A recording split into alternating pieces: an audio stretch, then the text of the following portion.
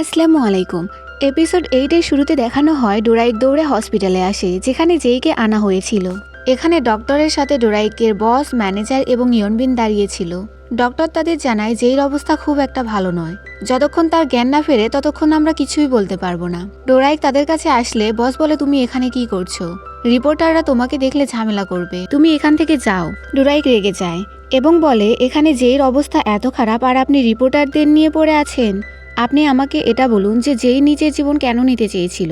বস বলে তার কাছ থেকে একটা লেটার পাওয়া গেছে, যেখানে সে নিজের শব্দ স্বীকার করে নিয়েছে যে সেই সিয়ংকে মেরেছিল আর তোমাকে ফাঁসিয়েছিল। এই অপরাধ বোধ থেকে বের হতে না পেরে সে সুইসাইড করার চেষ্টা করেছে। অন্যদিকে ম্যাংসেনা পুলিশ স্টেশনে ডিটেকটিভের সাথে দেখা করতে এসেছিল। সেই জেইর ব্যাপারে ডিটেকটিভকে জিজ্ঞাসা করে। ডিটেকটিভ বলে তার অবস্থা ভালো নয়। শেষবার সে তাদের কোম্পানির বস ডোরাইক এবং তোমাকে কল দিয়েছিল। কোম্পানির বস এবং ডোরাইক তো ঠিক আছে, কিন্তু সে তোমাকে কেন কল করেছিল? ম্যাংসেনা বলে সে আমাকে একটা ভয়েস মেসেজও পাঠিয়েছে। তারপর ম্যাংসেনা সেই ভয়েস রেকর্ড তাকে শোনায়। যেই তাকে কিছু বলতে চেয়েছিল তাই কল করেছিল, কিন্তু সে কল না ধরায় ভয়েস মেসেজ পাঠিয়েছে। যে বলেছিল, আমি তোমাকে কিছু বলতে চাই। সিয়ং এর মৃত্যুর রাতে যখন আমি তাকে কল করেছিলাম তখন তার ফোনের রিংটন আমি পার্কিং এরিয়াতেই শুনতে পেয়েছিলাম। আমি ভেবেছিলাম এটা আমার মনের ভুল, কিন্তু সেটা সিয়ং এর ফোনের রিংটনই ছিল, কারণ তার রিংটন আমি আগেও শুনেছি। তাই আমি জানি এটা তার রিংটন। যেই এগুলো ম্যাংসেনাকে বলছিল তখন সেখানে কেউ চলে আসে, যাকে দেখে সে শক হয়ে যায়। সিন চেঞ্জ হলে আমরা চুনজে এবং ম্যাংসেনাকে দেখি। তারা পার্কিং এরিয়ার বাহিরেই ছিল। চুনজে বলে, তোমার মনে হয় না যে মিথ্যা কথাও বলতে পারে?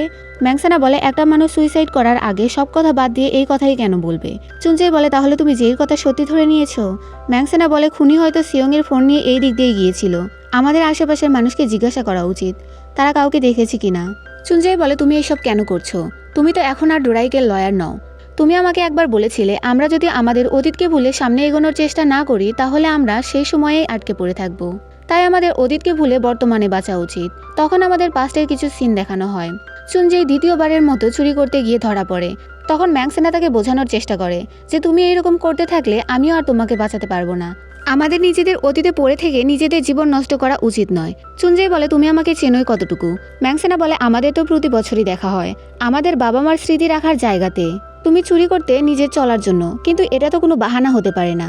চুনজেই রেগে যায়। তখন ম্যাংসেনা বলে, অতীতকে ভুলে সামনে এগোনোর চেষ্টা না করলে আমরা সেই সময়ে আটকে থাকবো। এগুলো থেকে তোমার বের হতে হবে। সিন আবারও প্রেজেন্টে আসে। চুনজেই বলে, তোমার সেদিনের কথা শুনে আমি ভালো হতে শুরু করেছিলাম, কিন্তু তুমি আমাকে যেটা করতে মানা করেছিলে এখন তুমি নিজেই সেটা করছো। ডোরাইক এখন আমাদের মাঝে নেই, তো তুমি ওকে ভুলে যাচ্ছ না কেন? অন্যদিকে বিয়ংকে দেখানো হয়। সে তার বাবাকে বলে যেই আসল দোষী, আর সে এটা নিজেই স্বীকার করে নিয়েছে। বিয়ংয়ের বাবা বলে, তুমি নিজের সুযোগ নিজেই নষ্ট করলে। অতীতে আমার কাছেও এমন একটা কেস এসেছিল, আসামির বিরুদ্ধে কোনো প্রমাণই ছিল না, কিন্তু তার উপর অনেক বেশি প্রেশার দেওয়ার ফলে সে জেলের মধ্যে নিজের জীবন নিজেই দিয়েছিল। ওই কেসের পরেও আমি চেষ্টা করে এই পর্যন্ত আসতে পেরেছি। তোমার কি মনে হয় আমি এসব কিভাবে করেছিলাম? সিন চেঞ্জ হলে ডোরাইকে দেখানো হয় যে রাস্তায় হাঁটছিল এবং যেই লিখে যাওয়া কথাগুলো ভাবছিল। এগুলোর জন্য ডোরাইক অনেক বেশি কষ্ট পাচ্ছিল। তখন বৃষ্টি হতে শুরু করে। এরপর সকালের সিন দেখানো হয়। ডোরাইক জেগে উঠলে তার সামনে ম্যাংসেনাকে দেখতে পায়। সে ম্যাংসেনার গালে হাত দেওয়ার চেষ্টা করে, কিন্তু পরে সে বাহিরে চলে যায়। ম্যাংসেনা জেগে উঠলে ডোরাইককে বাহিরে বসে থাকতে দেখে। ম্যাংসেনা তার কাছে এসে বসে। ডোরাইক বলে, আমার যাওয়ার কোনো জায়গা ছিল না, জানি না কেন হাঁটতে হাঁটতে তোমার বাসার সামনে চলে এসেছিলাম। সবাই বলছে যেই সিয়ংকে মেরেছে, কিন্তু আমার এটা বিশ্বাস হচ্ছে না। ম্যাংসেনা বলে, মার্ডার ওয়েপন যেই গাড়িতেই পাওয়া গেছে, তাই এখন এটা প্রমাণিত হয়ে গেছে যে সেই আসল খুনি। তাই এখন হয়তো এই কেস বন্ধ করে দেওয়া হবে। বিপক্ষের লয়ার বিয়ংও এখন আর এই কেস নিয়ে কিছু বলবে না, কারণ এতে তার ইমেজ খারাপ হবে। এমনিতেই এতদিন সে নির্দোষকে দোষী প্রমাণ করতে পেরেছিল। ডোরাইক বলে, কিন্তু আমি সত্যটা জানতে চাই। আচ্ছা, তোমার কি মনে হয় যে এই খুন করতে পারে? তুমি তো আমাদের ফ্যান, আমাদের অনেক ভালো করে চিনো। তোমার কি মনে হয় যে সে এটা করতে পারে? আর সে যদি এটা করেও থাকে তাহলে কেন করেছে? আমি সেটা জানতে চাই। অন্যদিকে বিয়ংকে দেখি তার অফিসের কলিগরা তাকে নিয়ে বাজে মন্তব্য করছিল যে সে একটা নির্দোষ লোকের পিছনে পড়েছিল। এগুলো শুনে তার অনেক বেশি রাগ হতে শুরু করে। সিন চেঞ্জ হলে ম্যানেজারকে দেখি। বস তাকে বলে ডোরাইককে এখন আবারও ফিরিয়ে আনার সময় হয়ে গেছে। এখন সে পাবলিকের সিম্প্যাথিও পাচ্ছে। ম্যানেজার বলে, কিন্তু সিয়ংয়ের সাথে এত কিছু হয়ে গেল, এখন কি এসব করা ঠিক হবে? আর ডোরাইক কি এগুলো করতে রাজি হবে?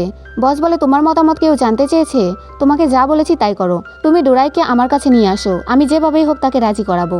সিন চেঞ্জ হলে ম্যাংসেনাকে দেখি যে যেই কথার তদন্ত করার জন্যই যাচ্ছিল। ডোরাইক বলে, আমিও তোমার সাথে যাব। আমিও জানতে চাই সুইসাইড করার আগে সে কি ভাবছিল। এরপর ম্যাংসেনা এবং ডোরাইক অ্যাক্সিডেন্টের সেই জায়গাতে আসে। ম্যাংসেনা বলে, এখানে আশেপাশে কোনো সিসিটিভি ক্যামেরা নেই, কে জানে এখানে কি হয়েছে। ডোরাইক নিচের দিকে যেতে শুরু করে এবং এদিকে ম্যাক্সেনাকে আসতে বারণ করে, কিন্তু ম্যাক্সেনা তার কথা না শুনে তার পেছন পেছন যেতে শুরু করে। তখন সে পড়ে যেতে নিলে ডোরাইক তাকে ধরে ফেলে। এরপর সে ম্যাক্সেনার হাত ধরে সেখানে নিয়ে যেতে শুরু করে। যেখানে সেই গাড়ি পড়েছিল সেখানে গাড়ির কিছু ভাঙা টুকরো পড়েছিল। ম্যাক্সেনা বলে আমার একটু অদ্ভুত লাগছে যে সে সুইসাইড করার জন্য এখানেই কেন আসলো। অন্যদিকে হাইজুকে দেখানো হয় যে বসে ডোরাইক এবং তার ছবি দেখছিল। এরপর ম্যাক্সেনা এবং ডোরাইক সেই হোটেলে আসে যেখানে যেই শেষবার এসে থেকেছিল। ডোরাইক মাস্ক পরে নেয়। তারা রিসেপশনের মেয়েটির কাছে জেইর ব্যাপারে জিজ্ঞাসা করে। মেয়েটি ডোরাইককে চিনতে পারে। সে জানায় সে জেইকেও চিনতে পেরেছিল কারণ সে অনেক বছর ধরে গোল্ড বয়েজ গ্রুপের ফ্যান। মেয়েটি ম্যাক্সেনাকে বলে সে যা জানতো সব পুলিশকে আগেই বলে দিয়েছে। সেই সব সে ম্যাক্সেনাকেও বলে। সে বলে সেদিন জেইকে অনেক বেশি চিন্তিত মনে হচ্ছিল। এরপর ম্যাক্সেনা এবং ডোরাইক বাহিরে চলে আসে।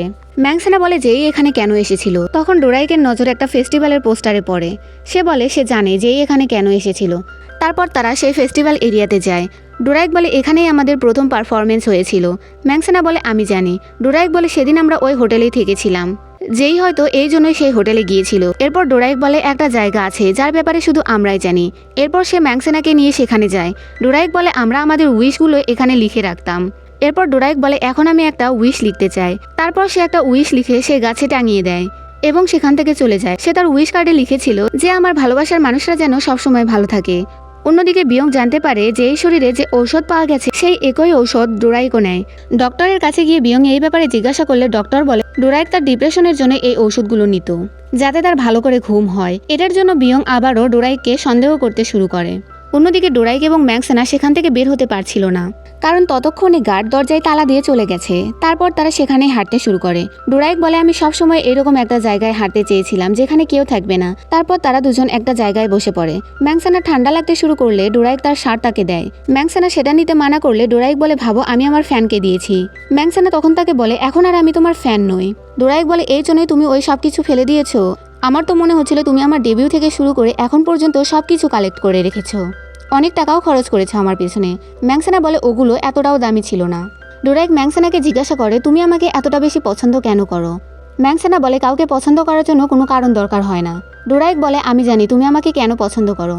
ওই রেড ক্যাপ আমি তোমাকে দিয়েছিলাম তাই না? এই জন্যই ওটা দেখে আমার মনে হচ্ছিল এটা আমি কোথাও তো দেখেছি। তখন গল্প অতীতে চলে যায়। ডোরাইকের মা তার কাছ থেকে সব টাকা নিয়ে নেয়। সে বলে এটা তো অনেক কম টাকা, আইডলদেরও এত কম টাকা দেওয়া হয়।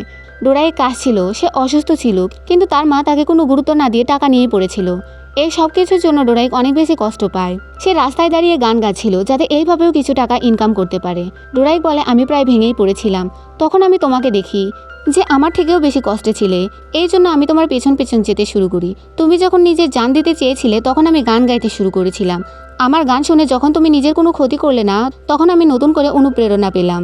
সিন আবারও প্রেজেন্টে আসে। ডোরাইক বলে কিন্তু তুমি আগে থেকে অনেক বেশি পরিবর্তন হয়ে গিয়েছো, তাই আমি তোমাকে চিনতেই পারিনি। আমাকে তুমি মাফ করে দাও। আমি ভাবিইনি ওই মেয়ে তুমি হবে। এরপর ডোরাইক জানতে চায় ম্যাক্সেনা কেন সেদিন সুইসাইড করতে চেয়েছিল। তখন ম্যাক্সেনা বলে আমার বাবার উপর মিথ্যা অভিযোগ ছিল, তাই তিনি জেলের মধ্যেই নিজের জীবন নিজেই দিয়েছিলেন। আমার মা এটা সহ্য করতে না পেরে তিনিও মারা যান। এত কিছুর জন্য আমার বাঁচার কোনো ইচ্ছাই ছিল না, তাই আমি সেখানে গিয়েছিলাম। কিন্তু তোমার গান শোনার পর আমার নিজের বাবার কথা মনে পড়েছিল। তিনিও আমাকে এইভাবেই গান শোনাতেন, তাই আমি আবারও বাঁচার সিদ্ধান্ত নিয়েছিলাম। এরপর ম্যাক্সেনা ডোরাইককে বলে আমাকে মাফ করে দাও, এগুলো তোমার থেকে লুকানোর জন্য, কিন্তু আমি তোমাকে কষ্ট দিতে চাইনি। ডোরাইক তাকে থ্যাঙ্কস বলে। এরপর সে ম্যাক্সেনার গালে হাত রাখতে চাইলে সেখানে গার্ড চলে আসে এবং তাদের বলে তোমরা দুজন এখানে কি করছো? তালা খুলতে না পারলে কাউকে কল করা তো উচিত ছিল। তখন ম্যাক্সেনা বলে আমার ফোন বন্ধ হয়ে গেছে। এটা বলতেই ম্যাক্সেনার ফোন বেজে ওঠে। তাকে সেই হোটেলের রিসেপশনের মেয়েটি কল করেছে। সে বলে আমি কিছু জানতে পেরেছি।